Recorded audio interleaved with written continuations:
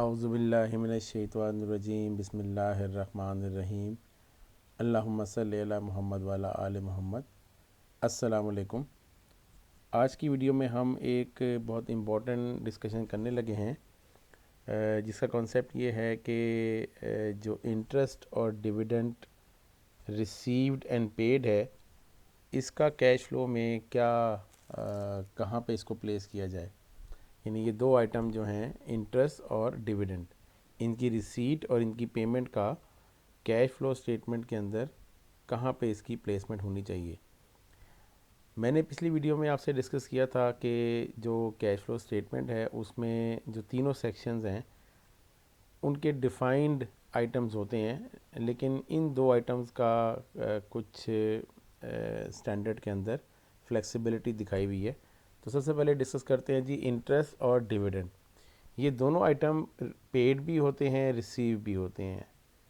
यानी ये दोनों आइटम इनकी कलेक्शन भी होती है, इंटरेस्ट की और डिविडेंड की, और इनकी पेमेंट भी होती है।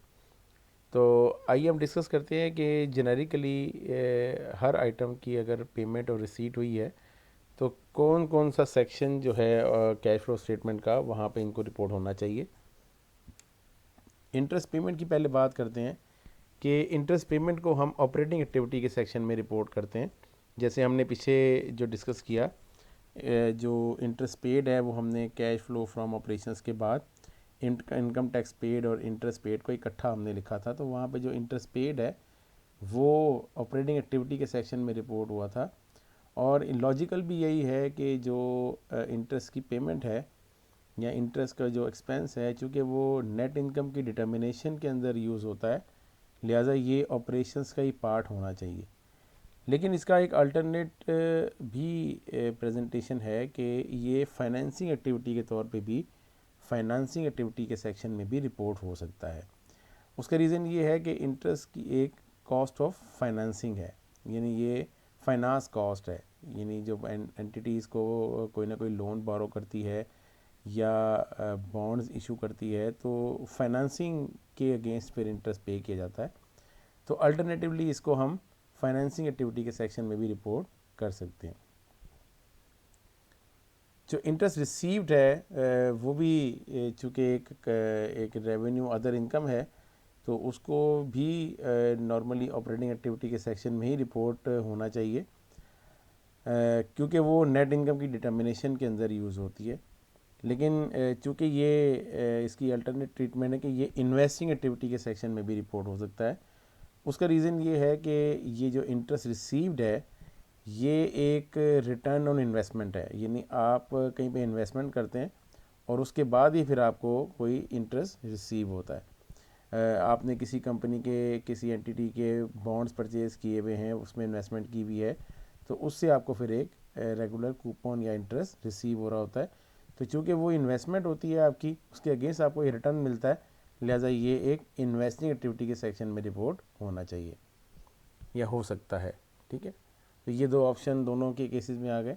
आइए अब डिविडेंड की कुछ डिस्कशन करते हैं कि डिविडेंड जो पेड है, जो डिविडेंड पेड है वो नॉर्मली हमने देखा था पिछले वीडियो में भी कि वो फाइनेंसिंग एक्टिविटी के सेक्शन में रिपोर्ट होता है, क्योंकि ऑब्वियसली ये कॉस्ट ऑफ ऑब्टेनिंग फाइनेंस है। लेकिन बड़ा इंटरेस्टिंगली इसको ऑपरेटिंग एक्टिविटी के सेक्शन में भी रिपोर्ट किया जा सकता है। उसका रीज़न ये नहीं है कि ये नेट इनकम की डिटर्मिनेशन में यूज़ होता है, क्योंकि वो नॉर्मली हम ऊपर देखें ना, ये दोनों हमने जो रीज़न दिए थे ऑपरेटिंग एक्टिविटी के, इन दोनों में हमने नेट इनकम को देखा था। लेकिन यहाँ पे इस केस में जो रीज़न है डिविडेंड की पेमेंट का ऑपरेटिंग एक्टिविटी में रिपोर्ट करने का, वो ये है कि एंटिटी ये शो करवाना चाहती है अपने यूज़र को कि देखिए जी, हम आपको जो डिविडेंड पे कर रहे हैं वो अपने ऑपरेटिंग एक्टिविटी के कैश फ्लो से ही पे कर रहे हैं, हम कोई और सोर्स नहीं यूज़ कर रहे आपको डिविडेंड पे करने का।